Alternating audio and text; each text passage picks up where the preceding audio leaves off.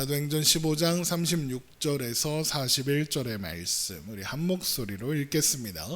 며칠 후에 바울이 바나바더러 말하되 우리가 주의 말씀을 전한 각성으로 다시 가서 형제들이 어떠한가 방문하자 하고, 바나바는 마가라 하는 요한도 데리고 가고자 하나 바울은 밤빌리아에서 자기들을 떠나 함께 일하러 가지 아니한 자를 데리고 가는 것이 옳지 않다 하여 서로 심히 다투어 피차 갈라서니, 바나바는 마가를 데리고 배 타고 구브로로 가고 바울은 실라를 택한 후에 형제들에게 주의 은혜에 부탁함을 받고 떠나 수리아와 길리기아로 다니며 교회들을 견고하게 하니라. 아멘. 우리가 성경 인물 중에 가장 많이 들어본 사람 하면 아마도 바울일 겁니다. 바울은 로마 황제에게 재판을 받기 위해 로마로 가는 그 여정까지 포함하면 총 4번, 그걸 제외하면 3번의 전도 여행을 했습니다. 보통 많은 사람들이 3차 전도 여행을 했다 이렇게 하는데, 성경학자들에 따라서 또 목사님들에 따라서 로마로 가는 그 여정 또한 전도 여행이었다라고 해서 4번에 걸친 전도 여행을 했다라고 이야기합니다. 오늘 본문의 말씀은 첫 번째 전도 여행을 마치고 돌아온 후, 그리고 두 번째 전도 여행을 떠나기 직전에 있었던 일입니다. 그중 첫 번째 전도 여행은 바울은 구브로 섬을 거쳐서 소아시아 남쪽 해안 도시인 버가, 그리고 산악 지방인 비시디아 안디옥, 이고니온, 루스드라, 더베를 거쳤다가 다시 역순으로 돌아오는 그런 여정을 했습니다. 여기 보시면 안디옥에서 출발해서 이제 배 타고 실루기에서 배 타고 여기 구브로 섬에 갔다가 여기 이탈리아 버가로 갔다가 여기 비시디아 안디옥을 거쳐서 이렇게 갔다가 다시 돌아오는 이런 일정이었습니다. 그런데 이런 바울의 1차 전도 여행에는 많은 어려움이 있었습니다. 먼저 버가에서는 수행원으로 동행했던 마가 요한이, 오늘 말씀에서 이제 바울이 걔가 우리를 떠나지 않았느냐 그래서 데리고 갈 수 없다라고 했던 그 마가가 이 버가라는 곳에서 집으로 돌아가 버린 겁니다. 또 이어지는 여정 속에서 바울은 유대인들의 방해를 많이 받았습니다. 우여곡절 끝에 바울이 1차 전도 여행을 마치고 안디옥 교회로 돌아온 겁니다. 그리고 이제 여러 가지 일들이 있습니다. 예루살렘에서 첫 번째 공의회가 있어서 이방인 신자들이 할례를 받아야 되냐 말아야 되냐 이런 문제로 논쟁하는 이야기도 있고, 또 예루살렘 교회에 헌금을 전달하는 이야기도 있고 여러 가지 이야기가 있습니다. 그리고 나서 이제 1차 전도 여행을 갔다 왔던 바울이 바나바에게 이런 제안을 하는 겁니다. 사도행전 15장 36절.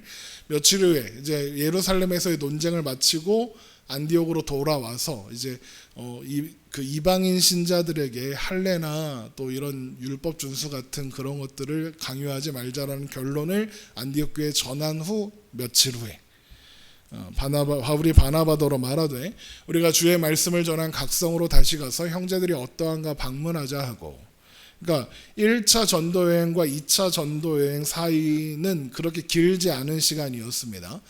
짧으면 몇 달, 짧으면 한 달 사이, 길어봤자 2-3달 요 정도 사이였을 걸로 봅니다. 바울은 빨리 1차 전도 여행에서 세워졌던 그 교회들을 다시 가고 싶었습니다. 빨리 다시 가고 싶었어요. 왜? 1차 전도 여행이 어려웠거든요. 어려웠고 힘겨웠고, 그래서 자신이 당했던 그 어려움이나 경험들이 교회가 버티고 있는지 궁금했던 겁니다. 그래서 바울이 바나바에게 1차 전도 여행에 돌아봤던 교회들을 돌아보고 또 더 나아가서 전도를 하자라고 제안을 했던 거죠. 바나바도 이런 바울의 제안에 찬성합니다. 그런데 바나바는 한 가지 제안을 합니다. 마가 요한도 함께 다시 데리고 가자고. 사도행전 15장 37절. 바나바는 마가라 하는 요한도 데리고 가고자 하나. 여기서 마가라 하는 요한, 마가 요한이라고 보통 부릅니다. 1차 전도 여행에서 중도에 돌아가 버렸던 그 마가입니다. 마가 요한은 첫 번째 전도 여행에서 구브로 섬을 떠나 밤빌리아의 버가에 도착했을 때 바울과 바나바를 떠나 예루살렘으로 돌아가 버렸습니다. 그 이야기는 사도행전 13장에 기록되어 있는데, 사도행전 13장 13절입니다. 바울과 및 동행하는 사람들이 바보에서 배 타고 밤빌리아에 있는 버가에 이르니 요한은 그들에게서 떠나 예루살렘으로 돌아가고 그들은 버가에서 더 나아가 비시디의 안디옥에 이르러 안식일에 회당에 들어가 앉으니라. 바울과 바나바 그리고 그들의 수행원이었던 마가 요한은 안디옥 교회의 파송을 받고 첫 번째 전도 여행을 출발했는데 제일 먼저 간 곳은 아까 본 것처럼 구브로라는 섬이었습니다. 그곳에서 그들은 성공적이라고 할 만한 성과를 올립니다. 많은 사람들에게 복음을 전했고, 그리고 그 지역의 총독에게도, 그 지역의 로마 총독인 서기오 바울이라는 사람에게도 복음을 전하고 그 사람이 믿었거든요. 신자가 되었거든요. 사도행전 13장 12절, 이에 총독이 그렇게 된 것을 보고 믿으며 주의 가르치심을 놀랍게 여기니라. 그러니까 구브로 섬에서는 나름 성공적인 사역을 한 겁니다. 그 사역을 마치고 다음 지역인 밤빌리아라는 지역에 속한 버가로 갔는데, 거기서 마가 요한이 갑자기 사역을 중단하고 전도 여행을 중단하고 예루살렘으로 돌아가 버리는 겁니다. 바울은 이런 마가 요한의 행동을 좋지 않게 보았고, 그래서 2차 전도 여행에 마가 요한도 데리고 가자라고 하는 바나바의 요청을 반대하는 겁니다. 사도행전 15장 38절, 바울은 밤빌리아에서 자기들을 떠나 함께 일하러 가지 아니한 자를 데리고 가는 것이 옳지 않다 하여. 그럴만 하죠. 안 데리고 갈만 하죠. 그렇죠? 자, 그러면 그때 마가 요한은 왜 예루살렘으로 돌아갔을까? 일단 우리가 먼저 생각해야 하는 것은 이 사람들이 바울과 바나바 마가 요한이 전도 여행을 출발했던 장소가 예루살렘이 아니라 안디옥이었다는 것을 기억해야 합니다. 그런데 마가 요한은 안디옥으로 돌아가지 않고 예루살렘으로 돌아갑니다. 그럼 마가 요한은 왜 자기들이 출발했던 안디옥이 아니라 예루살렘으로 갔느냐? 예루살렘이 자기 본가였기 때문입니다. 쉽게 말하면 엄마 집. 엄마 집이 거기 예루살렘이었기 때문에 그렇습니다. 사도행전 12장 25절, 바나바와 사울이 부조하는 일을 마치고 마가라 하는 요한을 데리고 예루살렘에서 돌아오니라. 이 마가 요한이라고 하는 사람의 어머니는 마리아인데 예수님의 어머니 마리아와 다른 사람입니다. 이 사람이 어떤 사람이냐면 헤롯의 박해로 인해서 사도 야고보가 처음으로 순교하고 베드로가 감옥에 갇혔다가 그래서 거기 감옥에서 죽는 걸 알면서도 베드로가 자잖아요. 평안히 잡니다. 그걸 천사가 와서 옆구리를 걷어차가지고 야 임마 일어나 해가지고 데리고 나왔을 때 베드로가 갔던 집이 이 마리아의 집입니다. 사도행전 12장 11절, 이에 베드로가 정신이 들어 이르되 내가 이제야 참으로 주께서 그의 천사를 보내어 나를 헤롯의 손과 유대 백성의 모든 기대에서 벗어나게 하신 줄 알겠노라 하여 깨닫고 마가라 하는 요한의 어머니 마리아의 집에 가니 여러 사람이 거기에 모여 기도하고 있더라. 그러니까 지금 이 사람들은 베드로를 위해 기도하고 있는 겁니다. 감옥에 갇혔고 죽을 위기니까.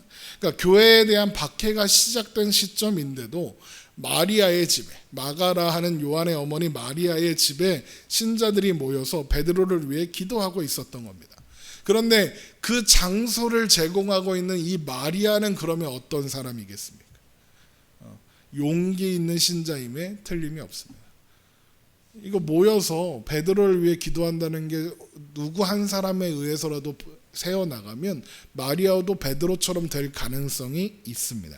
그럼에도 불구하고 그걸 감당하기로 하는 거죠. 무서웠겠죠. 떨렸겠죠. 하지만 용기를 낸 겁니다. 그런 엄마의 아들이 마가 요한인 겁니다. 게다가 이 가문은 많은 신자들이 모일 만큼 부자였습니다. 왜 그러느냐? 당시 교회들은 가정에 모여서 예배를 드렸는데, 그 가정에서 모인 사람들을 위한 식사도 대접해야 하고 또 그 사람들을 이렇게 케어도 해야 했기 때문에 좀 큰 집을 소유한 사람의 집에서 모여야 했단 말이죠. 그러니까 마리아의 집도 좀 부유한 나름 부잣집에 마가 요한이 그런 부잣집 도련님인 겁니다. 게다가 이 바나바가 어떤 사람이냐, 이 사람도 부자로 우리가 알고 있거든요. 근데 이 사람이 마가 요한의 삼촌입니다. 그러니까 마가 요한의 어머니 마리아는 바나바의 형수님이거나 혹은 누나거나 뭐 여동생이거나 한 겁니다. 그러니까 마가는 바나바의 조카이기도 한 겁니다. 그래서 예루살렘에서 일어난 기근을 위해서 안디옥 교회가 예루살렘 교회에 헌금을 보낼 때 바울과 바나바가 가지고 왔는데, 그 편에, 바울과 바나바 편에 이 마리아가 아들인 마가 요한을 삼촌이랑 같이 가서 교회를 잘 섬겨라, 안디옥 교회를 가서 섬기고 신앙 훈련도 받아라, 그래서 보낸 겁니다. 마태복음 사도행전 12장 25절, 바나바와 바울이 부조하는 일 마치고 마가라는 요한을 데리고 예루살렘에서 안디옥으로 돌아오니라. 그러니까 부모님들이 교회에 자녀를 보내서 신앙훈련 시키고 하는 것처럼 이 마가 요한의 어머니 마리아도 자기 아들 마가 요한을 삼촌 따라 보내서 그 안디옥 교회라는 이 예루살렘 교회보다 더 활활 불타고 있는 그 성령으로 충만한 안디옥 교회에 가서 신앙훈련도 잘 받고 그래서 좋은 믿음의 사람이 되라, 이런 의미로 안디옥 교회로 보낸 겁니다. 그러니까 그래서 마가 요한은 삼촌을 따라서 1차 전도 여행에 참여하게 됐던 겁니다. 그래서 1차 전도 여행을 할 때 구브로 섬에서 전도할 때까지는 나름 괜찮았습니다. 신났을 거예요. 왜냐하면 구브로가 바나바의 고향이네, 또 여기가. 그러니까 홈그라운드 겁니다. 게다가 총독을 전도했습니다. 총독이 전도세는 되는 순간 이 바울과 바나바 그리고 마가의 이 사역은 그 순간 하는 방식이나 또 파급력이나 영향력이 달라졌을 겁니다. 군대에 가면요, 그 지휘관의 종교에 따라서 그 밑에 있는 간부들의 종교가 바뀌어요. 연대장님이나 대대장님이 새로 오셨는데 기독교다 그러면 교회가 갑자기 부흥을 하고 불교다 그러면 갑자기 절이 부흥을 하고 천주교다 그러면 갑자기 성당이 부흥하고 그래요. 그러면 지금도 그러는데 이 로마 시대에는 오죽했겠습니까? 로마 총독이 나 예수님 믿는다 하는데 그러면 그 밑에 사람들 그거 편의를 봐주고 하지 않겠습니까? 그러니까 기분 좋게 구브로 섬에서의 사역을 마쳤을 거다라는 거죠. 그리고 그렇게 거기에서 떠나서 밤빌리아 버가에 간 겁니다. 그러면 그 상황이라면 마가 요한이 떠날 이유가 없지 않겠습니까? 그런데 거기서 못하겠다고 하고 엄마 집으로 돌아가 버린 겁니다. 그러면 마가 요한은 왜 그렇게 무책임하게 그냥 집으로 돌아가 버렸을까? 그 이유는 요한이 떠난 뒤에 바울과 바나바가 어떤 여정을 하는지 보면 추측해 볼 수 있습니다. 사도행전 13장 13절입니다. 마가가 이제 돌아가는 거죠. 바울과 및 동행하는 사람들이 바보에서 배 타고 밤빌리아에 있는 버가에 이르니 요한은 그들에게서 떠나 예루살렘으로 돌아가고 그들은 버가에서 더 나아가 비시디아 안디옥에 이르러 안식일에 회당에 들어가 앉으니라. 마가 요한이 떠나니까 바울과 바나바가 어디로 가느냐? 비시디아 안디옥으로 갑니다. 버가에 갔잖아요. 그럼 버가에서 복음을 전해야 되지 않겠습니까? 근데 버가에서 복음을 전하지 않아요. 바로 비시디아 안디옥으로 가요. 버가가 뭐 그러면 전도하지 않을 만큼 이렇게 작은 동네였느냐? 그것도 아니에요. 엄청 큰 항구 도시입니다. 오늘날의 부산 같은 곳이 우리나라 부산 같은 곳이란 말이죠. 그러면 거기서 얼마나 전도하기가 좋겠습니까? 그런데 거기를 떠나서 굳이 비시디아 안디옥이라는 데로 가겠다고 가는 겁니다. 비시디아 안디옥은 어떤 곳이냐? 우리나라의 태백산맥 저 꼭대기 뭐 정선 태백 이런 데랑 비슷한 거예요. 그러니까 비시디아 안디옥은 그런 동네예요. 산 꼭대기에 있는 산악도시. 버가에서 비시디아 안디옥으로 가려면 지금 우리나라로 말하면 태백산맥을 터널이 있으니까 우리 요즘에 쉽게 나가잖아요. 그거를 이렇게 넘어가야 되는 거예요. 터키에 지금 타우루스라는 산맥이 있는데 그 산맥을 넘어가야 그 너머에 비시디의 안디옥이 있는 거예요. 엄청 고된 여정이란 말이죠. 지금은 차로 그 산맥을 넘어간대요. 타우루스 산맥을. 근데 그것도 쉽지 않다고 해요. 그러니까 엄청 이렇게 꼬불꼬불하고 막 이래서 힘든 여정이라고 해요. 그러면 바울이 살던 당시에 차가 있었습니까? 뭐 도로가 있었겠습니까? 그냥 산길을 그냥 가는 겁니다. 거리가 200km예요. 그러니까 생각해 보세요. 지금 부산에 있는데 태백산맥 저 꼭대기에 있는 정선에 걸어가자고 하는 거예요. 그리고 그 산길에는 산적이 또 그렇게 많았대. 그러니까 목숨 걸고 가야 하는 길이에요. 그걸 가야 하는 거예요. 그러니까 마가 요한은 아무리 생각해도 이건 아닌 거예요. 버가에서 전도하면 되지. 근데 왜 거길 가자고 하는 거예요? 그 이유도 있는데 그 이유는 다음 시간에 바울은 왜 비시디아 안디옥으로 가려고 했는가? 그건 다음 시간에 살펴보도록 하고요. 마가 요한이 생각하기에 이해가 안 되는 거예요. 이 바울의 결정이 이해가 안 되고 납득이 안 되는 거예요. 아니 왜 거길 가? 바울이 여기 간 이유는 아파서 그런 거거든요. 병 고치려고 거기 가는 거예요. 상식적으로 아프면 어디 가면 돼요? 예루살렘으로 가든지 안디옥으로 돌아가든지 고치고 다시 출발하면 되잖아요. 근데 병에 걸린 바울이 그 산길을 올라가겠다고 하는 거예요. 왜? 거기 올라가면 고칠 줄 알고. 그 얘기는 자세한 얘기는 다음 시간에 하고. 그러니까 나는 그 길 못 가겠다. 아픈 사람을 데리고 거기 못 올라가겠다 하고 퍼져버린 거죠. 너무 빡신 길인 거예요. 이런 마가 요한을 보면 많은 사람들이 어떻게 평가하느냐. 모질이고 무책임하고 겁 많고 연약하고 그런 사람으로 이야기해요. 맞죠? 교회에서 교회에서 무슨 일을 하는데 책임을 맡은 청년이 나는 못하겠어요 하고 뻗어버리면 그럼 교회 목사님이나 선생님이 뭐라고 하겠어요? 무책임하다 하겠죠. 딱 그거예요. 그리고는 돌아와서는 못난 놈, 못 믿을 놈이 되는 거예요. 바울이 마가 요한을 신뢰하지 않을 만하죠. 왜? 또 그럴 거거든. 힘든 일 있으면 그런 애들은 또 그래. 그러니까 어떤 책임 있는 일이나 중요한 역할을 가급적 안 맡기는 게 좋아요. 이런 사람한테는. 그래서 그러는 거예요. 그래서 보통 마가 요한은 병약하고 끈기 없고 비겁하고 용기 없는 사람, 많은 설교자들이 그렇게 이야기해요. 저도 지금 그렇게 얘기하고 있는 거고요. 자, 그런데 여러분, 이 마가 요한은 반전이 있는 사람입니다. 무슨 반전이 있느냐? 이 마가가 어떤 사람이냐? 복음서 중에 제일 먼저 기록된 책이라고 하는 마가복음을 기록한 저자예요. 이 마가가 나중에 성경에 보면 바울이 가장 중요하고 꼭 필요한 사람이라고 해요. 골로새서 4장 10절 나와 함께 갇힌 아리스도고와 바나바의 생질 마가와 이 마가에 대하여 너희가 명을 받았음에 그가 이르거든 영접하라. 또 디모데후서 4장 11절 누가만 나와 함께 있느니라 내가 올 때에 마가를 데리고 오라 그가 나의 일에 유익하니라.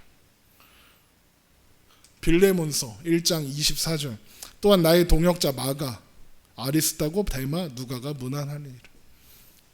아니 바울이 못 믿을 놈이라고 난 저놈 가면 내가 안 간다고 바나바랑 싸우기까지 했던 바울이 마가를 가장 소중한 내일의 유익한 사람으로 이야기해요. 또 베드로가 마가를 아들이라고 불러요. 베드로전서 5장 13절 택하심을 함께 받은 바벨론에 있는 교회가 너희에게 문안하고 내 아들 마가도 그리하느니라. 이 마가는 이제 나중에 베드로랑 같이 사역을 하면서 아마도 베드로로부터 이야기를 듣고 마가복음을 기록했을 거라고 해요. 마가는 예수님을 이렇게 예수님의 사역을 직접 따라다니진 않았을 거 아니에요. 나이나 뭐 여러 가지 상황이나 볼 때. 그런데 어떻게 복음서를 썼느냐? 베드로가 알려줬고 여러 교회들의 이야기를 들어서 그걸 정리했다라고 하는 거예요. 이후에 마가가 어떻게 되느냐? 성경에는 기록되어 있지 않지만 알렉산드리아라는 곳에서 교회를 섬기다가 거기서 순교해요. 그러니까 보세요. 뭔가 되게 다르지 않습니까?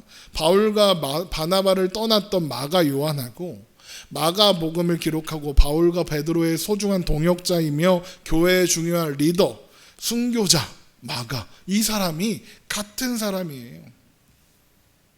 이름만 같은 게 아니라 그냥 같은 사람이에요. 그러니까 뭔가 마가는 반전이 있는 거죠. 뭔가 마가에게 이해할 수 없는 일이 일어난 거예요. 그러면 병약하고 끈기 없고 비겁하고 용기가 부족했던 마가 요한이 어떻게 마가복음의 기록자, 바울과 베드로의 동역자, 교회의 지도자, 순교자가 될 수 있었을까? 도대체 마가 요한에게 어떤 일이 있었을까? 이런 변화가 도무지 납득이 안 되니까 사람들이 보통 어떤 답을 찾냐 하면 바나바 덕분이다. 바나바가 바울과 싸우면서까지 마가 요한을 데리고 전도 여행을 갔다 이거예요. 가서 잘 훈련시켜서 그래서 얘가 잘했다. 바나바의 배려와 훈련 덕분에 마가가 그렇게 성장한 거다. 보통 그렇게 얘기해요. 그래서 바나바를 아주 훌륭한 선생님으로, 그러니까 바나바처럼 사람의 쓸모와 실력과는 상관없이 믿어주고 도와주는 사역자가 되어야 한다. 선생님이 되어야 한다. 뭐 이렇게 이야기해요.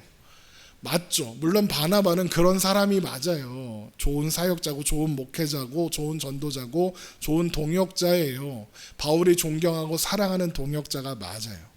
마가 요한도 바나바에게 많은 걸 배웠겠죠.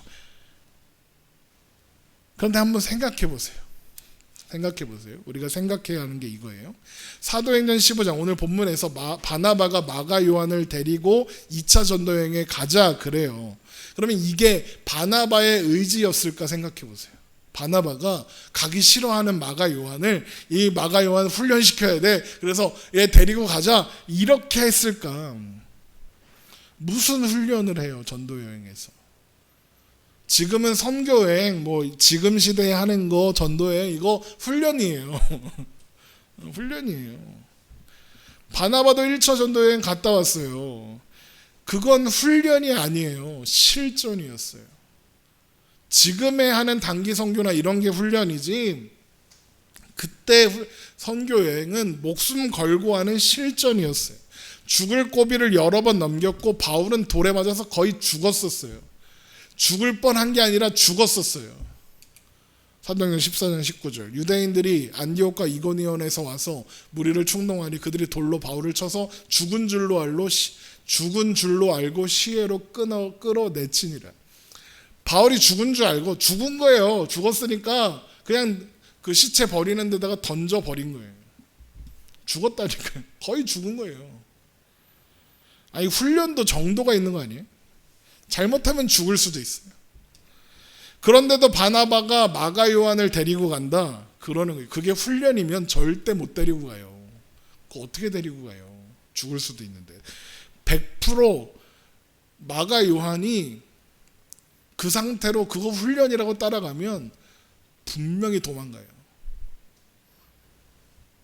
그래서 저는 이게 어떻게 생각하느냐 하면 마가 요한이 스스로 원했고 그래서 바나바한테 삼촌 이번 두 번째 전도 여행에 저도 데리고 가주세요 라고 했을 거라고 생각해요. 그러니까 마가 요한이 2차 전도 여행에 자신의 의지로 동참하기를 희망했으니까 바나바는 추천한 거다. 이게 더 맞는 것 같아요. 그런데 여러분 생각해 보세요. 실패를 경험한 사람이 그리고 그 실패를 직접 목격한 사람한테 그래서 나한테 실망했고 그래서 나를 신뢰하지 않을 게 분명한 그 사람들과 함께 하겠다면서 나도 거기 좀 끼워주세요. 나도 데리고 가주세요. 요청하는 게 쉬울까요? 어려워요. 보통 안 해요. 자존심 상해서. 근데 마가 요한이 그럼에도 불구하고 함께 가겠다고 하는 거예요. 첫 번째 전도 여행이 서기 47년에서 49년 약 2년 동안이었고 2차 전도 여행이 50년에 출발했으니까 마가 요한이 1차 전도 여행을 하고 포기하고 돌아온 지 3년 된 거예요. 3년.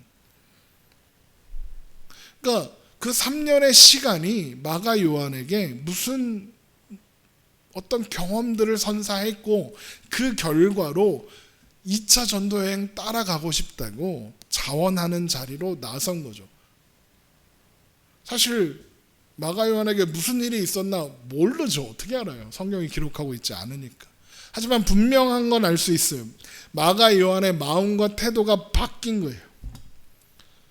바울이 자기를 믿업지 못해서 안 데려가겠다고 바나바랑 싸우기까지 하는데 그럼 삐질만 하지 않습니까? 자존심 상하지 않습니까?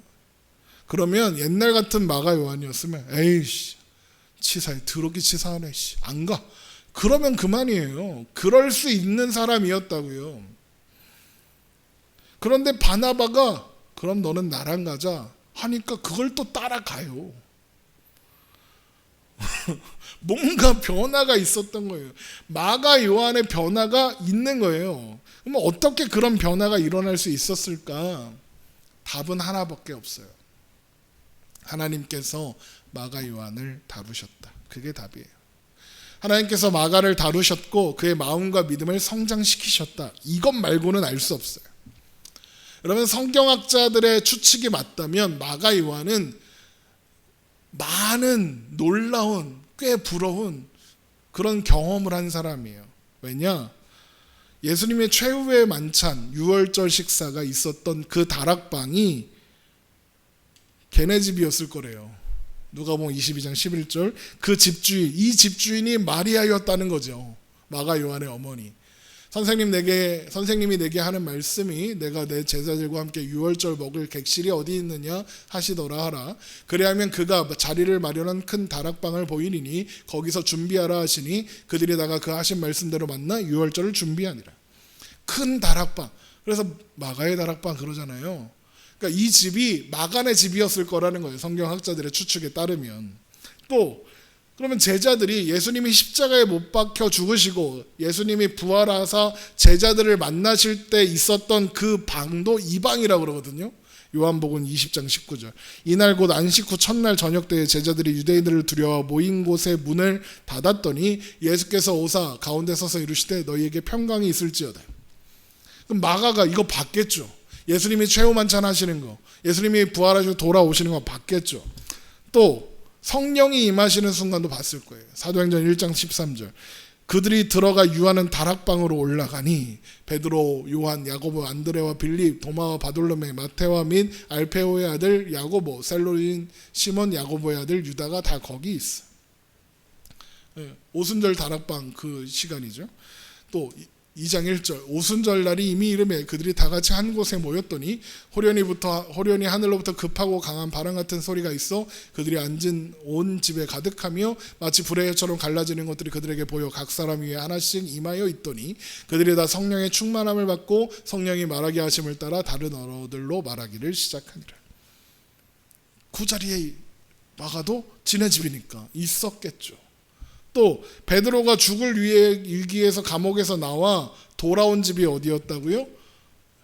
이에 베드로가 정신이 들어 이르되 내가 이제야 참으로 주께서 그의 천사를 보내 나를 헤롯의 손과 유다 백성의 모든 기대에서 벗어나게 하신 줄 알겠노라 하여 깨닫고 마가라 하는 요한의 어머니 마리아의 집에 가니 여러 사람이 거기 모여 기도하고 있더라. 그러니까 마가 요한에게는 바울은 죽었다 깨어나도 경험할 수 없었던 놀랍고 소중한 경험이 있는 사람이었어요. 그런데 마가 요한의 신앙은 어머니의 신앙처럼 온전히 서지 못했어요. 다 성령 받을 때 성령 못 받았나 봐 얘만. 그러니까 어머니가 마가 요한을 안디옥으로 보내고 신앙 훈련을 받았으면 한 거죠. 그런데 그 마음이 좀 채 자라기도 전에 1차 전도 여행에 따라 나섰고 처음에는 신이 났는데 어려운 일이 닥치니까 중도 포기하는 일이 있었던 거예요.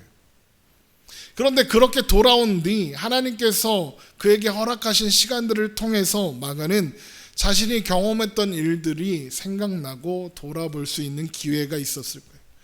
주님께 들은 말씀도 떠올랐을 거예요. 왜? 거기 앉아 계셨거든. 마가 요한은 예루살렘으로 돌아갔잖아요. 거기 앉아 계셨던 예수님의 말씀이 생각났겠죠. 또 안디옥 교회로 올라갔을 때, 또 예루살렘 교회에 머물러 있을 때 들었던 많은 말씀들이 있었을 거예요. 그게 다 생각나고, 그러면서 어느 순간 그 말씀들이, 그 내용들이 자신에게 적용되는 역사가 있었겠죠. 그러면 그걸 성령님이 하시는 역사예요. 요한복음 14장 26절, 보혜사 곧 아버지께서 내 이름으로 보내실 성령, 그가 너희에게 모든 것을 가르치고 내가 너희에게 말한 모든 것을 생각나게 하리라. 성령님이 생각나게 하는 분이래요. 생각나게 하는 분. 우리가 죄 앞에 있을 때 하나님 생각나서 죄를 꺼리끼게 하는 것, 우리가 고통 중에 있을 때, 좌절하고 있을 때 말씀이 생각나서 위로를 얻게 하는 거, 그분이 성령님이에요. 불현듯 떠오르는 거예요. 불현듯 생각나는 거예요. 마가에게도 그런 은혜가 있었겠죠. 그래서 마가는 다시 안디옥으로 가는 거예요. 보세요. 지금 마가가 안디옥에 있잖아요. 예루살렘으로 도망쳤다가 지금 안디옥에 와 있잖아요. 마가 요한이. 그러니까 중간 어디쯤, 그 3년 사이 어디쯤에 마가가 다시 안디옥으로 왔다는 얘기잖아요. 가서 교회를 섬겼어요. 그렇게 생각나게 하시는 성령님의 도우심과 또 그 시간들을 통해서 마가의 마음과 생각과 뜻이, 믿음이 자라기 시작한 거예요. 그러니까 마가 요한의 삶은 장인이 작품을 한 땀 한 땀 자기 손으로 만들어 가는 것처럼 하나님께서 마가 요한의 인생과 삶을 한 땀 한 땀 만들어 가셔서 그 자리로 데리고 가셨다. 이렇게밖에는 말 못하는 거예요. 그래서 하나님은 병약하고 끈기 없고 비겁한, 용기 없는 마가를 마가복음을 기록하는 저자, 베드로와 바울의 중요한 동역자, 교회의 지도자이며 순교자 마가가 되게 하시는 거예요. 여러분, 사람들이 보통 사람들을 어떻게 평가해요? 과거의 모습이나 현재의 모습을 보고 평가하잖아요. 그리고 또 나 자신에 대해서도 그렇게 판단해요. 오죽하면 사람은 고쳐 쓰는 게 아니야, 검은 머리 짐승은 거두는 게 아니야, 이런 말을 왜 그런 말까지 있겠어요? 사람이 그런 존재니까 그런 거 아니겠습니까?